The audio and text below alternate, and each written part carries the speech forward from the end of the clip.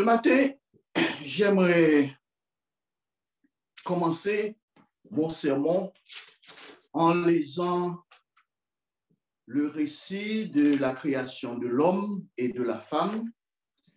Pour cela, nous allons nous reporter à Genèse au chapitre 2 et nous allons commencer au verset 7. Genèse chapitre 2, verset 7. L'Éternel Dieu forma l'homme de la poussière de la terre. Il souffla dans ses narines un souffle de vie et l'homme devint une âme vivante. Puis l'Éternel Dieu planta un jardin en Éden du côté de l'Orient et il y mit l'homme qu'il y avait formé. Au verset 9, l'Éternel Dieu fit pousser du sol des arbres de toute espèce, agréables à voir et bons à manger, et l'arbre de la vie au milieu du jardin, et l'arbre de la connaissance du bien et du mal. Verset 10, un fleuve sortait dedans pour arroser le jardin, et de là, il se divisait en 4 bras. Le nom du premier est Pichon, c'est celui qui entoure tout le pays de Havila où se trouve l'or. Verset 12, l'or de ce pays est pur, on y trouve aussi le bérylium et la pierre d'onyx. Verset 13, le nom du second fleuve est Gihon, c'est celui qui entoure tout le pays de Cush. Allons maintenant au verset 15. L'Éternel Dieu prit l'homme et le plaça dans le jardin d'Éden pour le cultiver et pour le garder. Au verset 16. L'Éternel Dieu donna cet ordre à l'homme. Tu pourras manger de tous les arbres du jardin, mais tu ne mangeras pas de l'arbre de la connaissance du bien et du mal. Car le jour où tu en mangeras, tu mourras certainement. Chers frères et sœurs, dans ce récit, nous voyons que Dieu a créé l'homme. Après avoir créé l'homme, le premier homme, Dieu planta un jardin en Éden, du côté de l'Orient, et Dieu fit pousser du sol des arbres de toute espèce agréables à voir et bon à manger. C'était vraiment magnifique. Tout était bien, tout était en ordre. Il y avait la beauté, il y avait le bon goût. C'était vraiment là ce qu'on pourrait dire un bonheur parfait. Et nous allons continuer au verset 18 du même chapitre. L'Éternel Dieu dit, il n'est pas bon que l'homme soit seul. Je lui ferai une aide semblable à lui.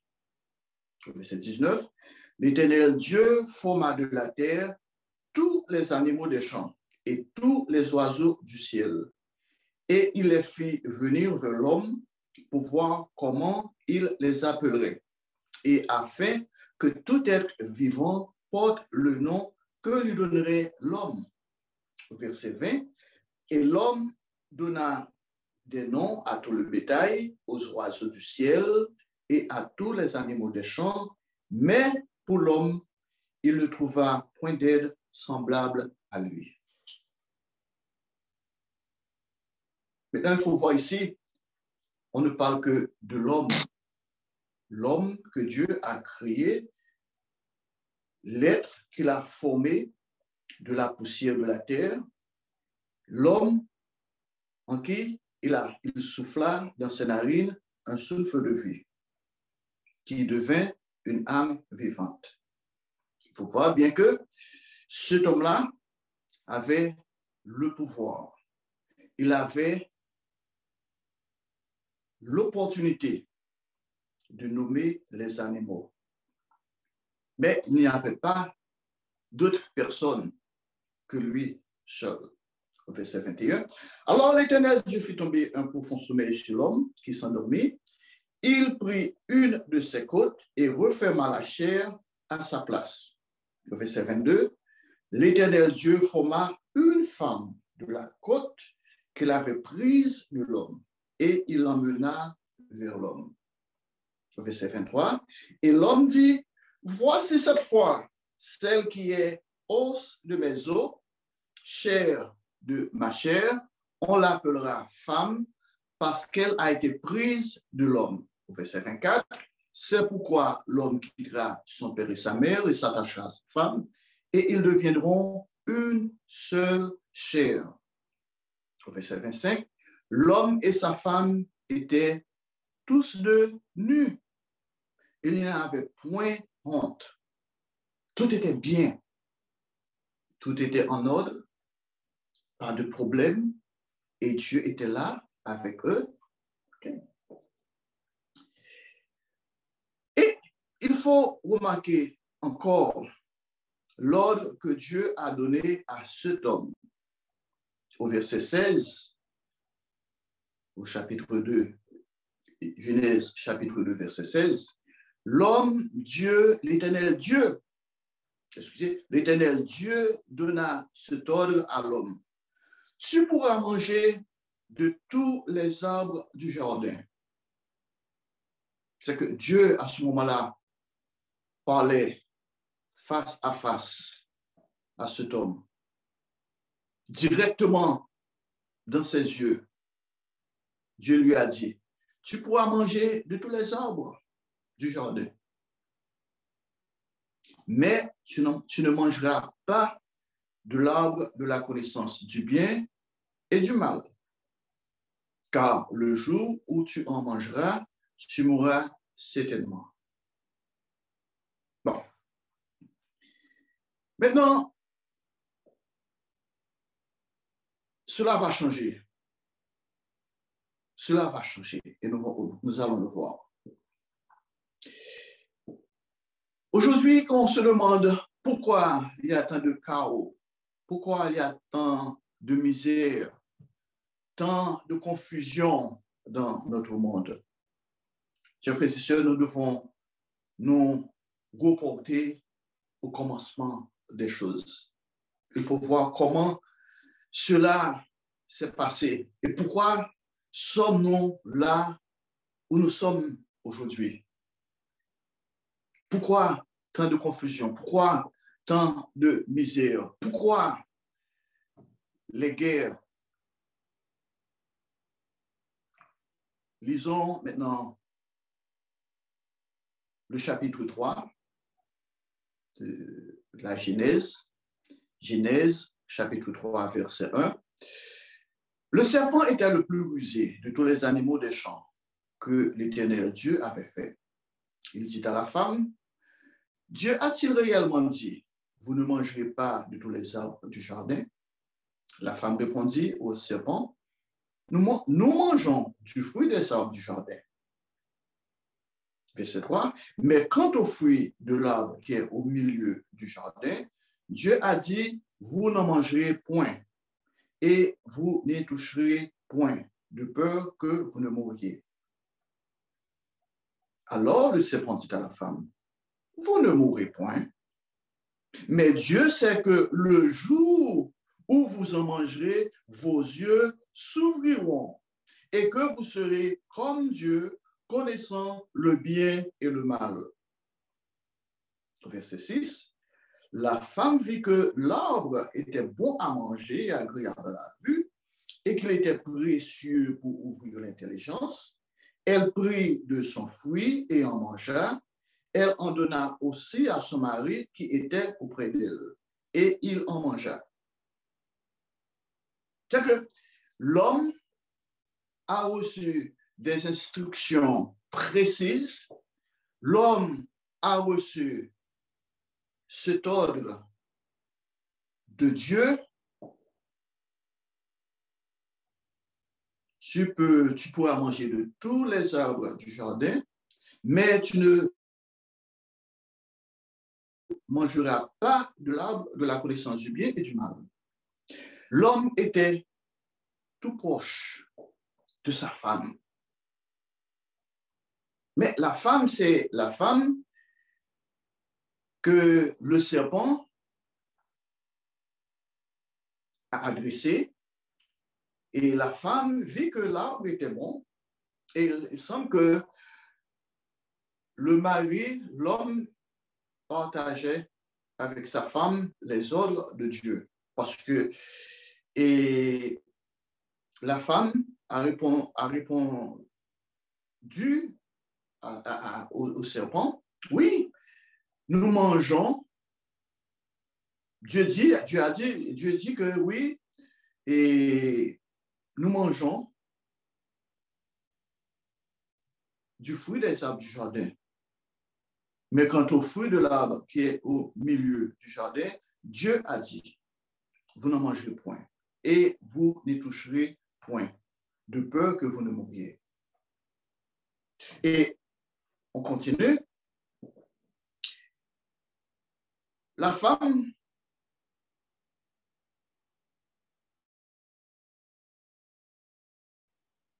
par son intelligence a remarqué, ah bon, maintenant ce fruit va nous offrir l'intelligence. C'est précieux pour ouvrir l'intelligence. So, elle prit de son fruit et en mangea, et elle en donna aussi à son mari qui était auprès d'elle, et il en mangea. L'homme n'a pas dit à la femme, non, n'écoute pas les paroles du serpent.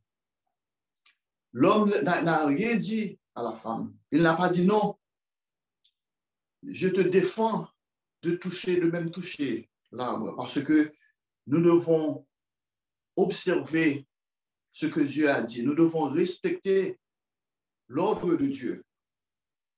Mais ce que l'homme a fait, il a pris et il en mangea. Au verset 7, les yeux de l'un et de l'autre s'ouvrirent et ils connurent qu'ils étaient nus. Voyez, au début, au verset 25 du chapitre 2, l'homme et sa femme étaient tous nus. Il n'y avait aucune honte, il n'y avait aucun problème. Mais maintenant, les yeux de l'un et de l'autre s'ouvrirent, ils connurent qu'ils étaient nus. Et ayant cousu des feuilles de figuier, ils s'en firent des ceintures. Verset 8. Alors ils entendirent la voix de l'Éternel, Dieu, qui parcourait le jardin vers le soir. Et l'homme et sa femme se cachèrent loin de la face de l'Éternel Dieu, au milieu des arbres du jardin. Verset 9. Mais l'Éternel Dieu appela l'homme et lui dit, où es-tu? Il répondit, j'ai entendu ta voix dans le jardin et j'ai eu peur parce que je suis nu et je me suis caché. Et l'Éternel Dieu dit, qui t'a appris que tu es nu? Est-ce que tu as mangé de l'arbre dont je t'avais défendu de manger? Voilà. Maintenant, il y a quelque chose. Ce n'était pas là au début. Adam n'avait aucun problème d'être nu. Il avait une relation avec son Dieu, son Créateur. Maintenant, il a peur de faire face à son Créateur. Pourquoi? Wow, je suis nu. J'ai honte de moi-même. Et maintenant, Dieu lui a posé la question, est-ce que tu as mangé de l'arbre dont je t'avais défendu de manger? Réponds-moi. Voyons la réponse de l'homme, la réponse d'Adam au verset 12. la femme que tu as mise auprès de moi m'a donné de l'arbre et j'en ai mangé. Aucune responsabilité. Ce n'est pas ma faute. J'ai rien fait de mauvais. C'est la femme que tu as mise. En d'autres termes, c'est ta faute, Dieu. C'est ta faute. Si tu n'avais pas mis cette femme auprès de moi, tout serait bien.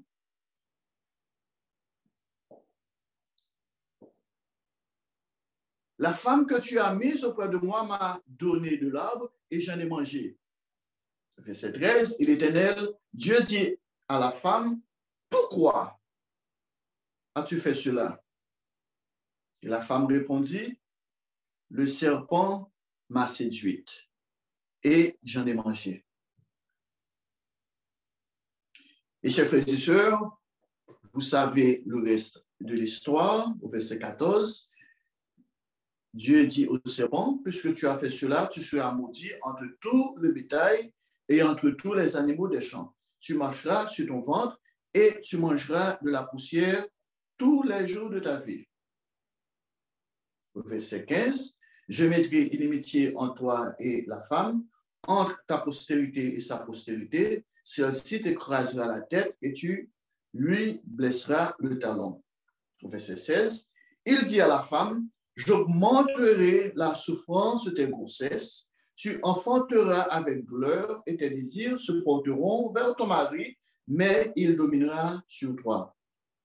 Au verset 17, il dit à l'homme, puisque tu as écouté la voix de ta femme et que tu as mangé de l'arbre au sujet duquel je t'avais donné cet ordre, tu n'en mangeras point. Le sol sera maudit à cause de toi. C'est à force de peine que tu en tireras ta nourriture tous les jours de ta vie. Il te produira des épines et des ronces, et tu mangeras de l'herbe des champs. C'est à la sueur de ton visage que tu mangeras du pain jusqu'à ce que tu retournes dans la terre, d'où tu as été pris, car tu es poussière et tu retourneras dans la poussière. Voilà le sort de l'humanité, le sort de notre monde. Mais ce que j'aimerais adresser avec vous ce matin, chers frères et sœurs, c'est de voir comment c'est facile pour nous de blâmer les autres. Satan, certes, a tenté la femme, mais le mari était tout près d'elle. Le mari ou encore l'homme avait cette opportunité de parler à sa femme, de guider sa femme. Mais tout comme sa femme, l'arbre qui produisait le fruit de la connaissance du bien et du mal était agréable à la vue, précieux pour ouvrir l'intelligence. Et pourquoi pas? Et pourquoi ne pas manger le fruit et maintenant être comme Dieu lui-même en ayant la connaissance du bien et du mal? Chers frères et sœurs, si vous avez besoin d'un titre pour mon sermon ce matin, le titre du sermon, c'est « Les vertus de la repentance ». Les vertus de la repentance. Vous et moi, nous sommes appelés pour faire partie du corps du Christ, ou encore l'Église. Le mot Église vient du mot grec ecclésia, appelé hors. Nous sommes appelés hors du monde, et comment cela a été fait, chers frères et sœurs, dans Actes, au chapitre 2, Nous lisons dans Actes au chapitre 2, au verset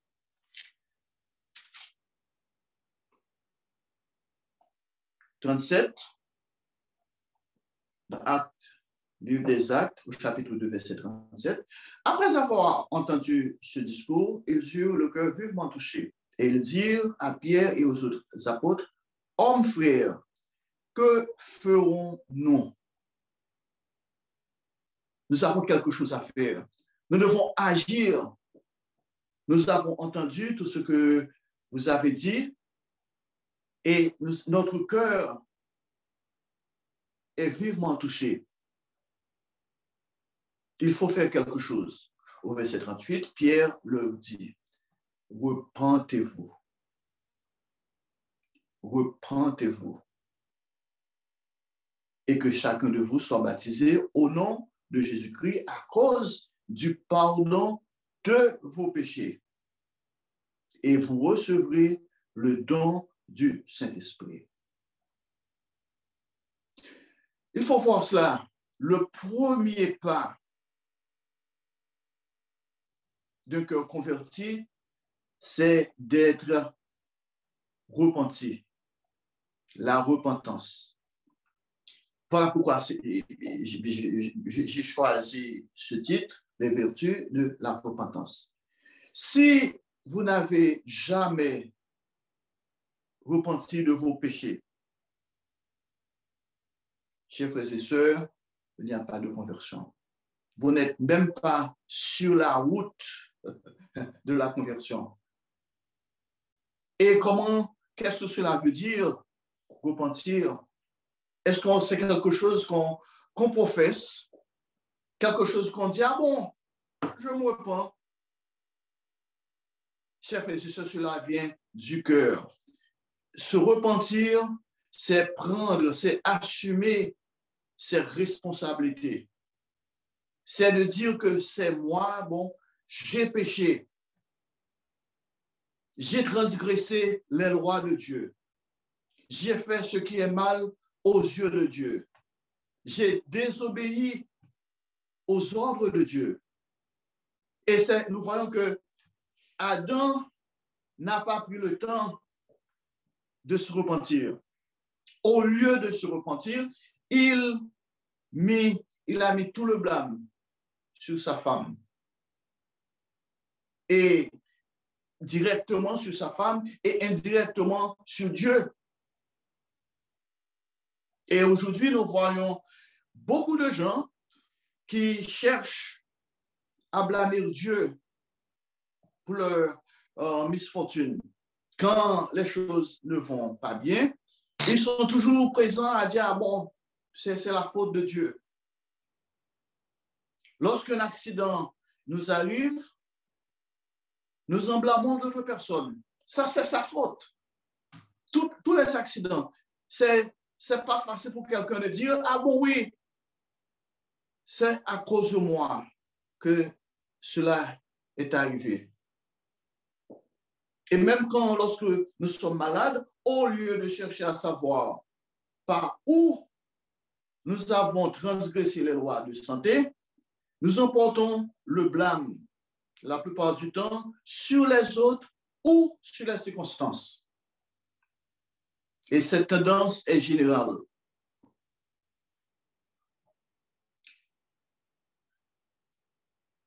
Aujourd'hui, je prendrai certains cas, sans mentionner les noms des individus, des cas qui nous permettront de mieux comprendre ce sujet. Au lieu de blâmer les autres ou de se sentir victime des circonstances, nous devrions tout placer les responsabilités là où elles sont en réalité, c'est-à-dire en nous-mêmes la plupart du temps. Vous vous rappelez, l'apôtre Jacques a dit ceci, et l'apôtre Jacques a dit que lorsque nous sommes tentés, il ne faut pas dire que nous sommes tentés par Dieu.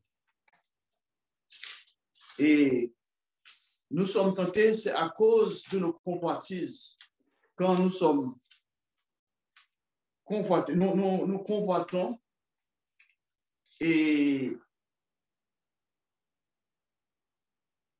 nous faisons des choses parce que ce sont nos désirs et nous ne devons pas dire que c'est Dieu qui nous tente.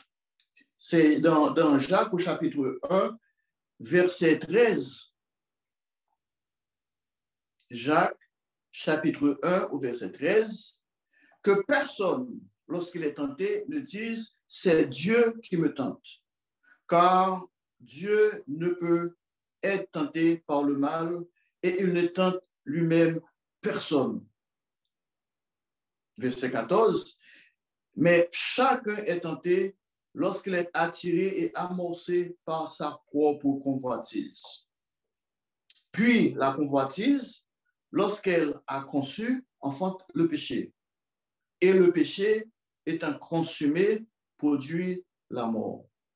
C'était le cas de nos premiers parents. Parce qu'ils convoitaient l'intelligence. Ils voulaient être comme Dieu. Alors que seul Dieu peut être Dieu. Seul Dieu est Dieu. C'est lui qui a toute l'intelligence. Il a toute la plénitude de l'intelligence.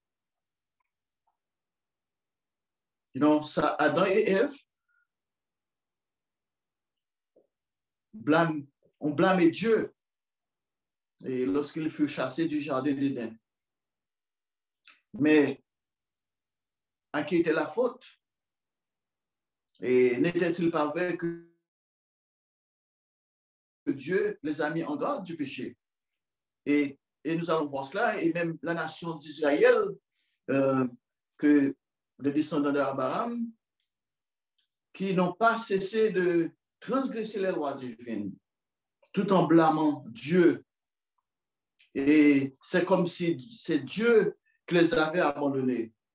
Et notez la réponse que Dieu donne au peuple d'Israël. Et lorsque le peuple, à l'intermédiaire de son prophète Jérémie, allons à Jérémie au chapitre 16, disons le verset 10 à 12. Jérémie au chapitre 16, verset 10 à 12.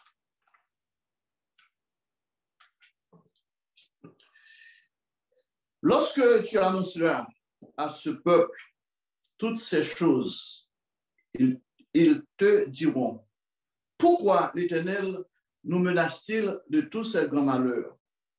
Quelle est notre iniquité? Quel péché avons-nous commis contre l'Éternel, notre Dieu? Verset 11. Alors tu leur répondras, vos pères m'ont abandonné, dit l'Éternel. Ils sont allés après d'autres dieux et les ont servis et se sont prosternés devant eux. Ils m'ont abandonné et n'ont point observé ma loi. Verset 12. Et vous avez fait le mal plus encore que vos pères. Et voici, chacun suit les penchants de son mauvais cœur pour ne point m'écouter. Ouais. Ouais, les gens veulent jeter le blâme sur quelqu'un d'autre et non pas sur eux-mêmes. Et la réponse de Dieu est claire parce que Dieu leur a dit, non, vos pères m'ont abandonné. Et vous faites pire que vos pères. Et c'est là, chers frères et sœurs, quand nous voyons ce qui se passe dans notre société, dans nos sociétés, dans notre monde, c'est parce que les hommes ont rejeté Dieu. Et après avoir lu ces versets, pourriez-vous vous demander à qui la faute? Non. Il y a beaucoup de gens qui se plaignent de leur vie. Ils pensent que Dieu ne les a pas favorisés. Ils auraient voulu être nés dans une autre nation ou dans une famille plus favorisée. Ils sont constamment sur la défense. Ils préfèrent jeter la faute ou le blâme sur quelqu'un d'autre au lieu de reconnaître leur propre responsabilité. Non. Considérons la question de maladie. Nous savons que tout ce que la maladie est la conséquence du péché. Lorsque nous mangeons mal, par exemple, lorsque nous perdons le sommeil, bref, lorsque nous transgressons les lois qui régissent la santé, il va sans dire que nous tombons malades. Et parfois, on se demande, ah bon, il y a des gens qui pensent que la maladie, c'est... Nous sommes, notre corps humain, c'est un appareil. Et ça fonctionne. Si vous avez une voiture, quand vous achetez cette voiture, on vous donne des instructions précises. Comment il faut faire ce qu'on appelle des tune-up dans la voiture. Il faut changer l'huile de temps en temps. Il faut ce qu'on appelle des maintenance. Il faut maintenir, il faut entretenir la voiture. Il y a des entretiens qu'il faut faire. Si vous n'entretenez pas la voiture comme il le faut, eh bien, ça va être en panne, ça va tomber en panne et puis maintenant, c'est fini. Et c'est le même pour notre corps humain. Nous devons prendre conscience, c'est que Dieu nous a donné un corps et la Bible nous dit que notre corps est le temple du Saint-Esprit et nous devons éviter certaines choses. Et, par exemple, comme la Bible a dit, mon peuple périt par manque de connaissances. Parfois, nous avons besoin de certaines connaissances. Nous avons besoin peut-être de lire des livres concernant notre santé. Et même dans l'Église, nous avons une brochure qui a été écrite par Dr. Douglas Ronell concernant la santé. Lisez, cherchez à vous familiariser sur certains principes sanitaires pour savoir comment prendre soin de votre corps physique. Il faut éviter les sucreries. Il faut éviter, par exemple, il y a des jus qu'on vend sur le marché et qui est confectionné avec du sirop de maïs. Je dois vous dire, chers frères et sœurs, ça, c'est un ennemi pour la santé. Le sel, surtout le sel artificiel, qui n'est pas bon du tout pour la santé. Il y a quelque chose qu'on fabrique, c'est un produit chimique, et qui donne un goût vraiment, je dirais, qui flatte nos palais. Mais ça, c'est du poison. Essayez de faire de votre mieux, de manger comme Dieu nous a demandé de le faire. Dieu nous a donné des fruits, des légumes, des choses qui sont très bonnes pour notre santé. Il faut boire beaucoup d'eau. Il y a des gens qui n'aiment pas boire de l'eau. Il faut boire de l'eau. Si vous voulez boire du jus, soyez sûr que ce sont du jus pur, du jus frais que vous pouvez confectionner vous-même. Reportons-nous maintenant à Exode au chapitre 15, verset 26. Exode chapitre 15, verset 26. Dieu qui parle aux enfants d'Israël ici, comment, s'ils écoutent Dieu, s'ils pratiquent les lois que Dieu leur a données, ils ne seront pas exposés à des maladies, à certaines maladies. Exode au chapitre 15, verset 26.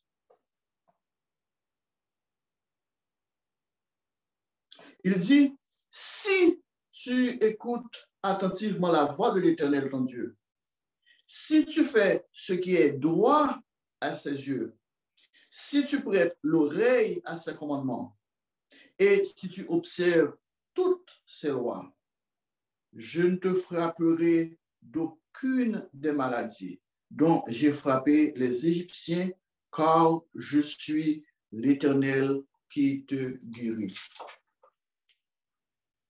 Cet avertissement est clair. Dieu est toujours celui qui nous guérit. Mais nous devons faire notre part. Nous devons cesser de transgresser les lois qu'il nous a données.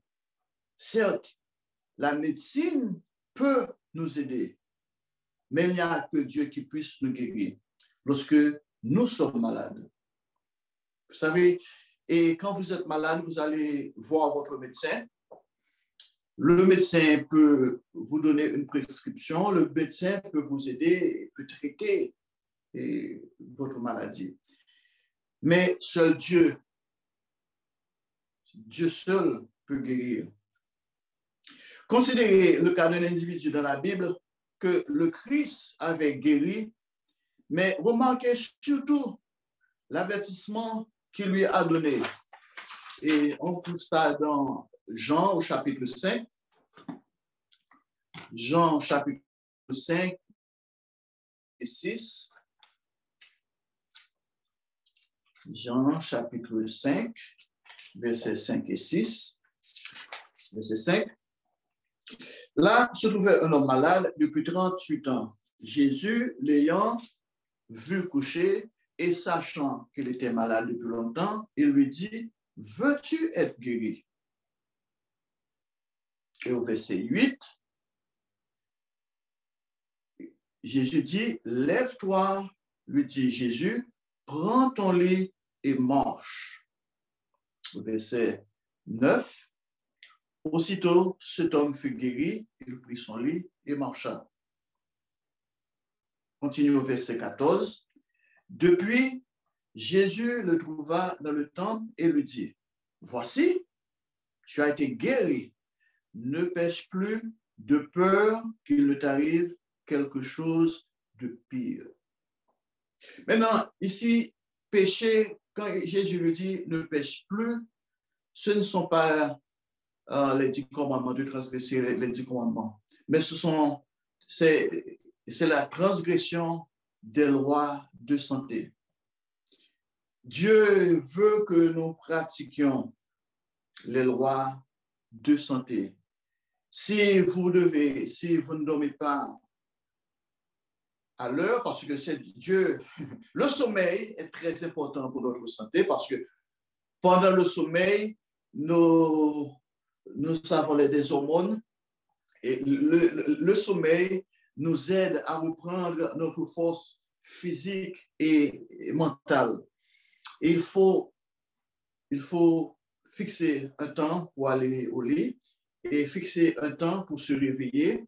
Et il faut travailler, il faut faire des exercices physiques, parce qu'il y a même la Bible, dans le livre des Proverbes, nous a dit que nous devons faire des exercices physiques et nous devons travailler et aussi nous devons chercher à faire de notre mieux pour garder notre esprit sain. Quand je dis cela, il faut être positif. Il faut chercher à être positif. En tout lieu, il faut méditer sur des choses positives, sans quoi c'est facile d'être déprimé. Il y a beaucoup de gens, même dans l'Église, qui souffrent de la dépression. Et il faut faire attention à ces genres de choses. Si vous vous sentez découragé, si vous avez des doutes, si vous avez de la haine dans le cœur, s'il y a quelque chose qui ne va pas, je vous conseillerais d'aller vers Dieu, de lui prier et de chercher à savoir ce qui se passe. Et parfois, vous devez même chercher l'appui de votre pasteur, l'appui de quelqu'un qui peut vous aider. Parce que sans quoi, c'est facile de tomber dans la dépression et ça peut être vraiment détrimental pour vous. Et il est certain que Satan, le diable, est coupable de ce qui se passe en ce bas monde. Il veut que les êtres humains se rebellent contre Dieu, contre lui-même, comme lui-même s'est rebellé contre Dieu. Satan cherche avant tout à semer des doutes, comme je viens de vous le dire, dans l'esprit de ceux que Dieu appelle. Et c'est ainsi que nous lisons dans Apocalypse au chapitre 12, au verset 9. Apocalypse, chapitre 12, verset 9.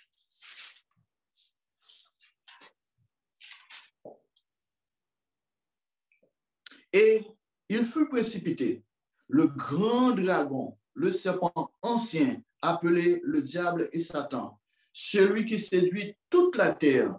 Et il fut précipité sur la terre, et ses anges furent précipités avec lui. Oui, Satan cherche à tout prix à nous détourner de Dieu.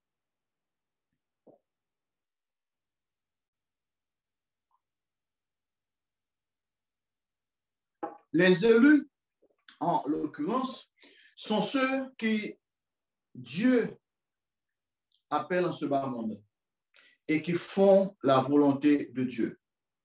Les élus savent qu'ils ont une mission et ils s'efforcent de la conclure, quel que soit le prix à payer. Et c'est comme je vous ai dit au début du sermon, la repentance est le premier pas de la conversion. Parce que quand on s'est repenti, on prend, on s'assume ses responsabilités, nous assumons nos responsabilités. Si donc vous êtes parmi les élus que Christ s'est choisi, vous devez comprendre vos responsabilités au lieu de vous laisser séduire par le mensonge et les accusations. Si vous êtes parmi les élus, Satan voudra vous empêcher par tous les moyens possibles de progresser. Comme l'apôtre Jean l'écrit au verset 10 de ce même chapitre, et ici au verset 10, nous voyons que les nations,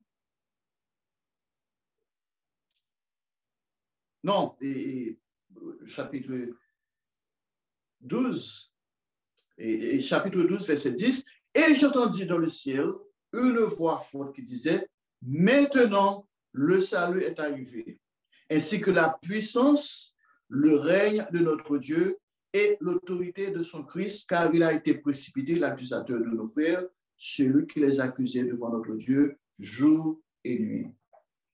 Non. Rappelez-vous, chers frères et sœurs, la façon de ne pas tomber sous les pièges de Satan, si quelqu'un est dans l'Église, est cause des accusations. Il est tout possible que Satan, le diable, soit derrière une telle chose. L'un des versets bibliques les plus importants, en l'occurrence, est l'avertissement que le Christ nous donne concernant la façon de mettre fin à une dispute entre deux individus.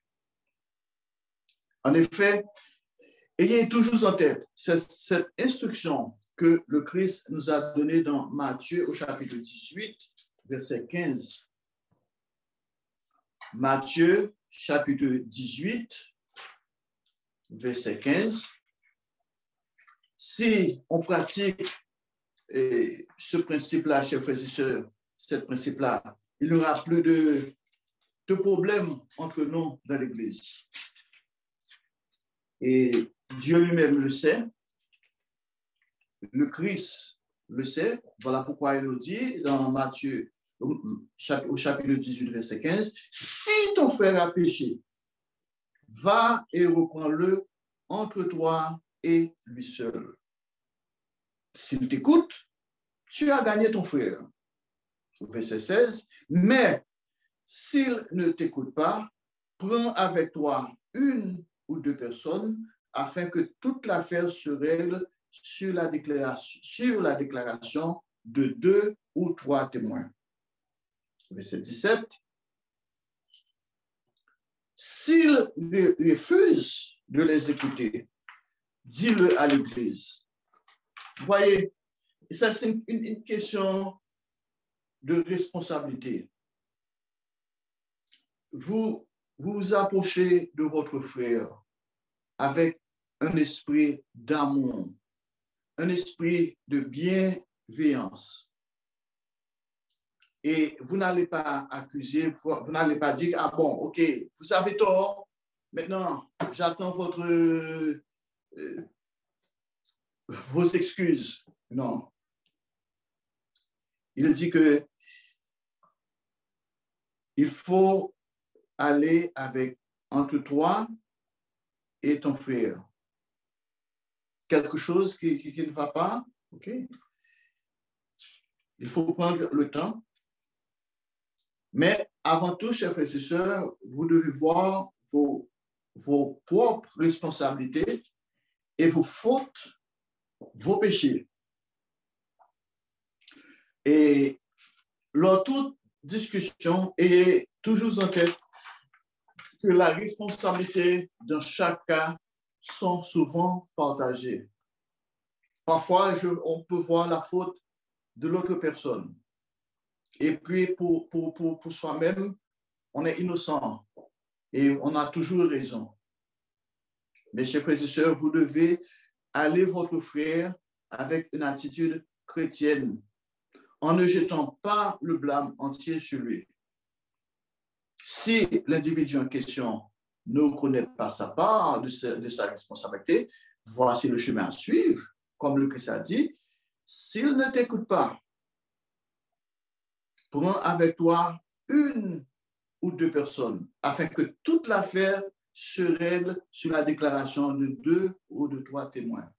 Quand il y a d'autres personnes maintenant qui sont témoins, maintenant, on peut partager, on voit. Parce que parfois, il y a quelque chose et je peux voir la situation d'une façon et l'autre personne peut voir la situation d'une autre façon. Mais quand on cherche, quand on amène d'autres gens, mais on met la situation sur le tapis, sur la table, maintenant, on a diverses opinions et maintenant, ça peut éclaircir les choses. Maintenant, s'il refuse, si cette personne refuse de voir sa part de responsabilité, maintenant, on va vers l'Église. Et maintenant, si la personne refuse d'écouter l'Église, verset 17, il dit, et s'il refuse de les écouter dire à l'Église, et s'il refuse aussi d'écouter l'Église, qu'il soit pour toi comme un païen et un publicain. Quelqu'un qui n'est pas converti, quelqu'un qui n'a jamais reçu le Saint-Esprit de Dieu, comme quelqu'un du dehors. Parce que la plupart du temps, il y a des gens qui sont dans l'Église, ils sont dans l'Église, mais qui ne sont jamais été convertis. Ils sont là. L'Église, pour eux, c'est un club social. Il y a beaucoup de gens, quand ils viennent, même pendant le sabbat, ils n'ont aucun respect pour le sabbat, ils n'ont aucun respect pour Dieu. Ils ne veulent même pas parler des choses spirituelles. Ils parlent des choses personnelles, ils parlent de leurs affaires, de leur commerce. Voilà. Et ces gens-là, bon, ce n'est pas à moi de dire qu'ils sont convertis, qu'ils ne sont pas convertis. Et la seule chose qu'on peut, la seule consolation, c'est que Jésus a dit qu'on les reconnaît par leurs fruits. Mais Dieu a dit, c'est à lui de juger les cœurs et les reins. Dieu les juge, Dieu les connaît. Mais ici, le Christ nous a donné cette formule. Si cette personne refuse de voir sa part, d'assumer ses responsabilités après avoir tout fait, après avoir amené 2 ou 3 témoins, et après ça, on rapporte ça à l'Église. Donc, quand on dit à l'Église, ce n'est pas de monter sur la chaire publiquement, d'exposer cette personne afin de l'humilier. Non, on va vers le ministre, on va vers le pasteur et pour lui dire voilà ce qui se passe. Et maintenant, c'est la responsabilité du pasteur pour avoir une réunion avec cette personne-là. Et puis, si cette personne-là encore ne veut rien entendre, Eh bien, bon, maintenant, cette personne, il y a des mesures à prendre. C'est que cette personne ne veut plus faire partie de l'Assemblée et surtout quand cette personne commet des troubles et des divisions. Toujours est-il que ce n'est pas ainsi que la plupart de nous agissent, la plupart du temps. On accuse directement ou indirectement, on répand des bruits, on se proclame innocent. C'est pourquoi les disputes continuent et les hommes ne trouvent pas le chemin de la paix. Et c'est ici le commencement même des guerres entre les nations. Chaque nation cherche à avoir raison et blâmer l'autre. Vous savez, si, bon, maintenant je parle dans l'Église, si on pouvait suivre, observer les enseignements du Christ, chers frères et sœurs, nous aurons beaucoup de paix entre nous. Mais malheureusement, il y a beaucoup de gens, quand s'il y a quelque chose qui ne va pas, au lieu d'aller vers la personne directement, qu'est-ce qu'il fait? Qu'est-ce qu'ils font? Ils vont auprès d'autres gens et ils continuent peut-être un coup de fil et maintenant sur le média, on utilise Facebook ou tous ces réseaux-là. Et puis, on divulgue des choses et parfois qui ne sont pas exactes. On accuse, on dit des choses et puis bon. Et après cela, bon, ça cause beaucoup de problèmes. Chers frères et sœurs, c'est notre attitude en toutes circonstances qui compte. Nous ne comprenons pas toujours les raisons pour lesquelles nous passons par des épreuves. Mais sachez que si votre attitude est correcte envers Dieu, si vous savez que Dieu vous a appelé et qu'il vous délaissera et qu'il ne vous délaissera jamais, dans ce cas, tâchez de raisonner comme il résonne dans la Bible. Autrement dit, vous savez que vous avez été appelé pour être un jour dans son royaume. Vous savez également que Dieu vous a promis de vous protéger en toutes circonstances. Avec cette connaissance, dans chaque cas, même si vous ne comprenez pas pourquoi quelque chose vous arrive, ne jetez pas la faute sur quelqu'un d'autre. Surtout pas sur Dieu. Examinez-vous vous-même sérieusement et honnêtement et voyez ce que vous pouvez faire pour changer ce que vous pouvez changer. Vous savez, nous passons beaucoup de temps à penser aux autres. Nous passons beaucoup de temps à penser, à faire des idées, ce que les gens pensent de nous-mêmes. Et parfois, nous avons des résultats négatifs parce qu'on pense que, bon, ce qu'on pense de moi n'est pas juste, ce qu'on pense de moi, l'image qu'on a de moi n'est pas exacte. Et moi, j'ai mon image à moi, j'ai la façon que je fonctionne. Chers frères et sœurs, Dieu vous connaît. Chacun de nous, nous n'avons pas besoin d'exhiber nos qualités devant les autres. Nous ne devons pas à tout prix à chercher les crédits auprès des autres. Si on vous félicite pour quelque chose, quoi que ce soit, OK, avec gentillesse, beaucoup de gentillesse, il faut être reconnaissant, il faut dire merci, il faut être content de cela. Mais ne vous efforcez-vous pas à chaque fois de chercher à avoir l'approbation des hommes et l'applaudissement des autres. Chers frères et sœurs, avec cela, avec ce genre d'attitude, cette attitude, vous allez être toujours senti être délaissé et puis frustré, alors que Dieu, lui, il sait vos œuvres. Dieu sait ce que vous valez. Dieu sait tout ce dont vous avez fait et Dieu vous récompensera. Ne cherchez pas à blâmer les autres. Essayons de faire les efforts nécessaires pour reconnaître notre part de responsabilité et pour l'accomplir. Voyons comment la Bible raconte l'histoire d'une femme dans la Bible, dans Matthieu au chapitre 15, verset 21, 22. Cette femme qui a été guérie,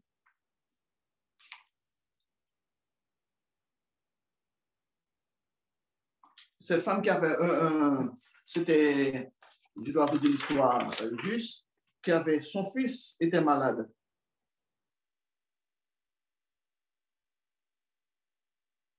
Nous devons chercher à comment, dans Matthieu chapitre 15, verset 21.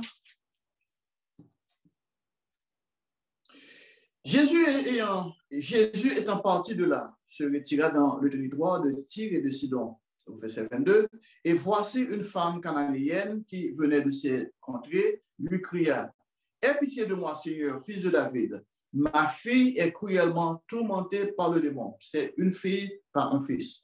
Et, désolé. Et sa fille était malade. Et il alla vers Jésus et cria, « Ma fille est cruellement tourmentée par le démon. » Au verset 23.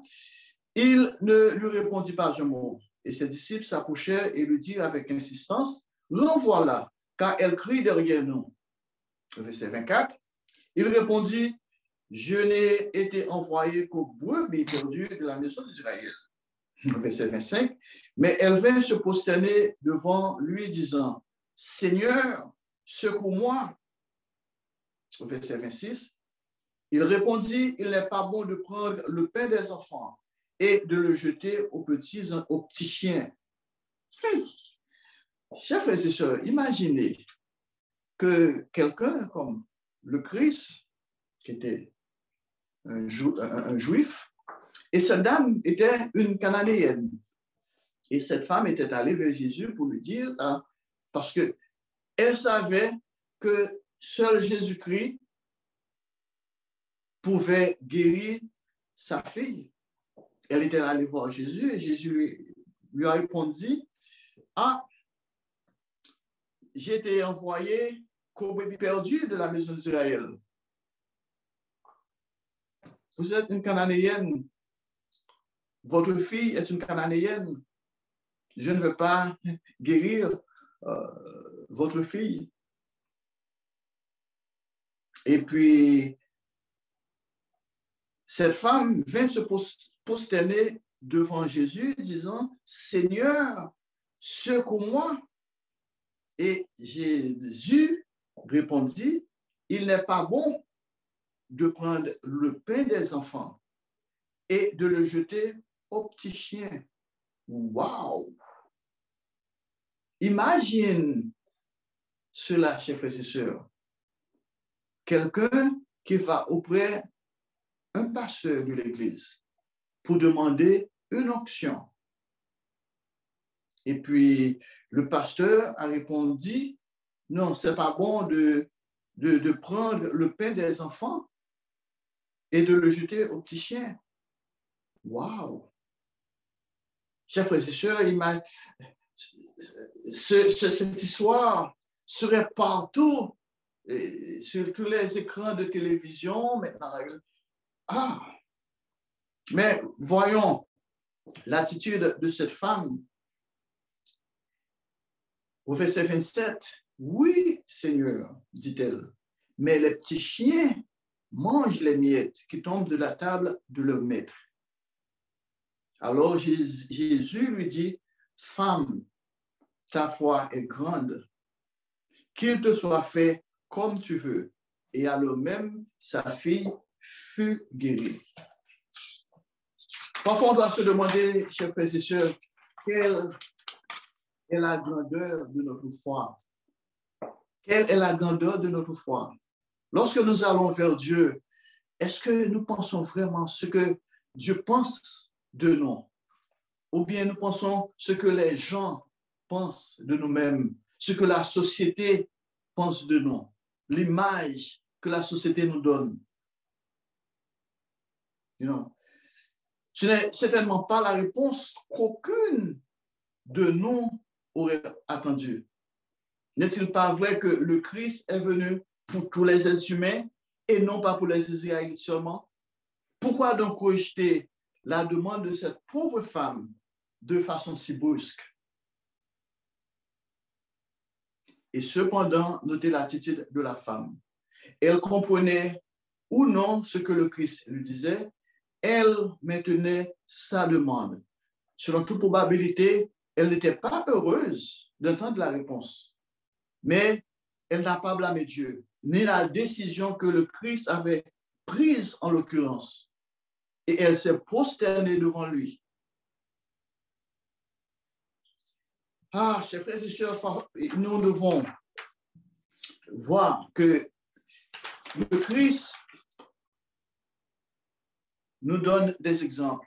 Parfois, vous et moi avons besoin des exemples pour des épreuves. Voilà pourquoi nous avons des épreuves, pour tester notre patience, pour éprouver notre patience, pour éprouver notre foi. Et cet exemple doit nous servir de leçon. Dans nos prières, après avoir fait notre part, nous devons laisser le Christ agir à sa façon. C'est là où la plupart d'entre nous échouent. Nous cherchons des arguments plutôt que reconnaître la sagesse divine, sa bonté, son amour pour nous et nous laisser agir à sa façon. Notez du reste les paroles du Christ dans Matthieu au chapitre 7, versets 1 à 5. Matthieu, chapitre 7, verset 1. Ne jugez point, afin que vous ne soyez point jugés. Verset 2. Car on vous jugera du jugement dont vous jugez et l'on vous mesurera avec la mesure dont vous mesurez. Pourquoi vois-tu la paille qui est dans l'œil de ton frère et n'aperçois-tu pas la poutre qui est dans ton œil? Verset 4. Ou comment peux-tu dire à ton frère, laisse-moi ôter une paille de ton œil, toi qui as une poutre dans le tien? Hypocrite. Ôte premièrement la poutre de ton œil, et alors tu verras comment ôter la paille de l'œil de ton frère. Ce sont ces conseils-là, mes frères et mes sœurs, dont nous avons besoin chaque jour que nous nous demandons à qui la faute. Ce sont ces paroles-là que nous devons mettre en pratique, comme le Christ a dit dans Matthieu, chapitre 5.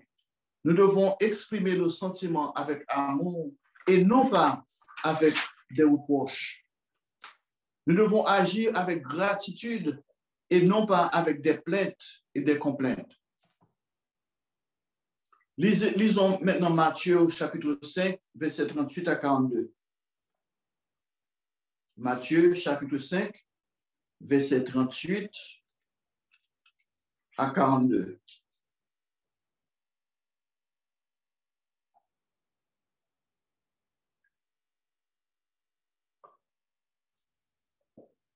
Vous avez appris qu'il a été dit, œil pour œil et dent pour dent.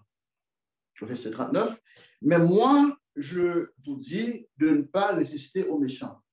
Si quelqu'un te frappe sur la joue droite, présente-lui aussi l'autre. Verset 40. Si quelqu'un veut plaider contre toi et prendre ta tunique, laisse-lui encore ton manteau. Si quelqu'un te force à faire 1000, fais-en 2 avec lui. Donne à celui qui te demande et ne te détourne pas de celui qui veut emprunter de toi. Ces conseils, mais là, chers frères et sœurs, prenez-les à cœur et méditez sur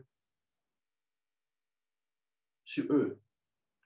Cette recommandation du Christ inclut chaque être humain, c'est-à-dire notre prochain, qu'il soit ami ou ennemi, gentil ou méchant, croyant ou infidèle. C'est en faisant preuve d'amour que nous arrivons à faire tourner les gens vers Dieu, vers sa bonté, vers sa richesse.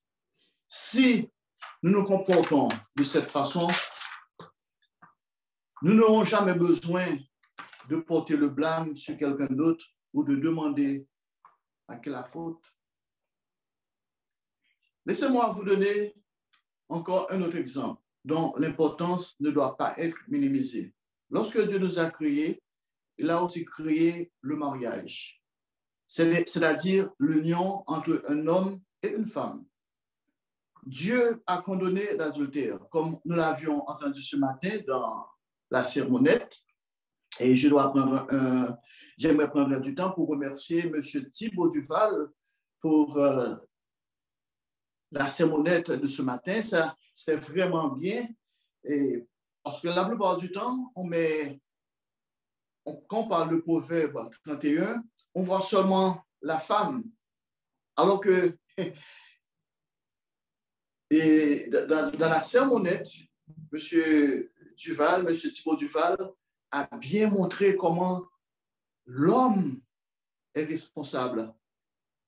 L'homme a été mis en charge. Et c'est la cause des comportements de l'homme que la femme de Proverbe 31 pouvait exhiber ses qualités. C'est bien, c'est très bien, c'était très bien. Oui, continuons. Dieu a condamné l'adultère. Malheureusement, tout au long des siècles, les hommes se sont de plus en plus détournés des lois divines qui régissent un mariage heureux. Voyez où en sommes-nous aujourd'hui? Il y a plus de divorces que de mariages, plus de disputes au sein d'une famille que partout ailleurs, plus de péchés et d'hypocrisie entre les couples mariés. Pourquoi? La question est à qui la faute? Et le plus souvent dans les tribunaux, il y a beaucoup dans les tribunaux, et les femmes blâment les maris parce qu'elles veulent l'égalité, et les hommes blâment les femmes parce qu'ils ne comprennent pas le sens biblique d'égalité. Égalité aux yeux de Dieu, c'est tout à fait différent de ce que le monde parle.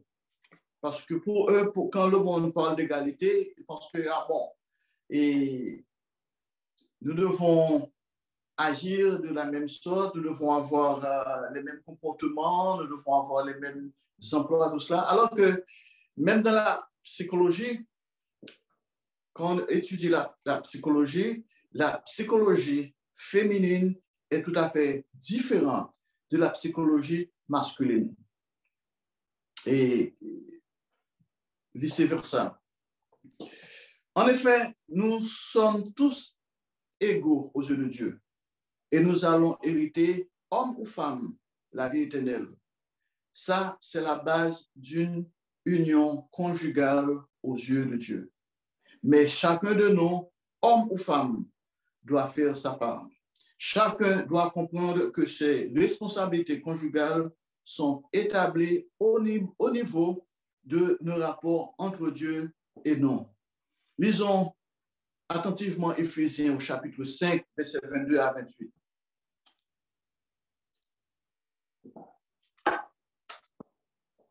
Éphésiens, chapitre 5, verset 22. Femmes, que chacune soit soumise à son mari, comme au Seigneur. Le verset 23. Car le mari est le chef de la femme, comme Christ est le chef de l'Église, qui est son corps et dont il est le sauveur. Verset 24. Or, de même que l'Église est soumise à Christ, les femmes aussi doivent l'être à leur mari en toutes choses. Au verset 25.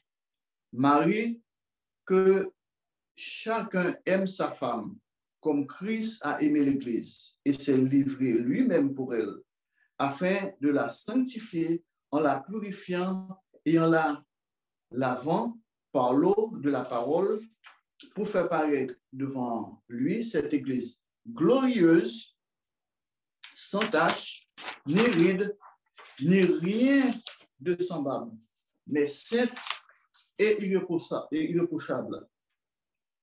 dans d'autres versets, il dit sainte et irrépréhensible. Verset 28, c'est ainsi que les maris doivent aimer leur femme comme leur propre corps. Celui qui aime sa femme s'aime lui-même. Cette directive, mes frères et sœurs, doivent nous aider à comprendre non seulement la valeur de mariage heureux, mais encore comment nous préparer d'avance pour réussir. De nos jours, rares sont ceux qui réfléchissent sérieusement aux conséquences et au futur avant de se lancer dans le mariage.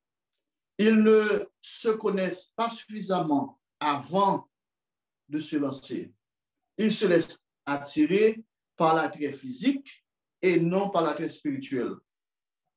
Chacun cherche sa propre satisfaction au lieu de chercher celle du partenaire, au lieu de rendre le partenaire heureux et non pas soi-même. Si vous étudiez la Bible, vous constaterez que la loi de l'adultère a été celle qui a été la plus transgressée dès le temps ancien. Et aujourd'hui, elle est encore plus que jamais auparavant. Laissez-moi répéter une fois encore que le but suprême de la vie, c'est qu'un jour, les êtres humains, c'est-à-dire des créatures physiques et charnelles, puissent être transformés afin de devenir des enfants spirituels dans la famille divine. Cela aura lieu lors de la résurrection des morts. Le Christ lui-même est venu en tant que l'époux de l'Église. Celui-ci se constitue par tous ceux qui se soumettent à Dieu, qui se repentent de leurs péchés, qui se font baptiser par immersion totale et qui vivent chaque jour pour plaire à Dieu, pour faire sa volonté et non pas la leur. L'Église de Dieu se compose de ceux qui sont convertis, comme nous venons de le dire. L'Église est l'épouse du Christ. Cette révélation est d'autant plus importante lorsque nous comprenons que l'adultère est un péché à la fois physique et spirituel, puisque le mariage entre l'homme et la femme symbolise l'union spirituelle entre le Christ et les membres de son Église, purifiés et convertis. Nous autres, dans l'Église de Dieu, aujourd'hui, sommes l'épouse du Christ. Nous devons nous comporter de façon digne de porter ce titre. Peu de gens comprennent ces vérités essentielles de nos jours. Peu de gens l'ont comprise à travers les âges. Mais lorsque le Christ reviendra en tant que notre sauveur et que roi des rois, l'humanité entière comprendra ces vérités essentielles et vivra en conséquence. En ce temps-là, Satan, le diable lui-même, sera écarté du milieu de l'humanité. Il ne pourra plus séduire les êtres humains. Nous aurons tous le Christ en tant que notre guide et sauveur. Nous nous tournerons vers lui pour comprendre toutes choses et faire sa volonté. Lors des épreuves et des calamités, lors des tragédies, personne n'aura plus besoin de se demander à qui la faute. Nous comprendrons que Dieu est toute justice, toute bonté, toute sagesse. En réalité, Dieu est amour, un amour pur. L'amour véritable n'a pas de place pour des souffrances, ni pour des accusations, ni pour des suppositions. Autrement dit, nous serons un jour des enfants spirituels de Dieu. Nous aurons son caractère, ses sentiments de sacrifice. Et comme l'apôtre Paul écrit dans sa première épître aux Corinthiens, 1 Corinthiens au chapitre 15, verset 12, 1 Corinthiens au chapitre 15, verset 12.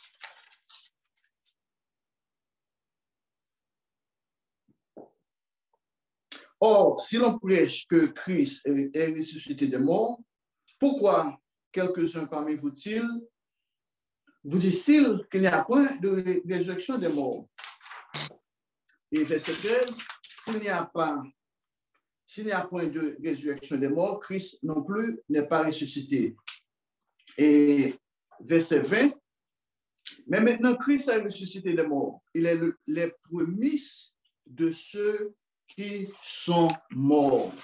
Verset 21, car puisque la mort est venue par un homme, c'est aussi par un homme qu'est venue la résurrection des morts. Et vous pouvez prendre le temps pour lire tout le chapitre, parce que c'est vraiment bien de savoir notre espoir, de voir notre futur. C'est que Dieu nous a appelés dans ce corps.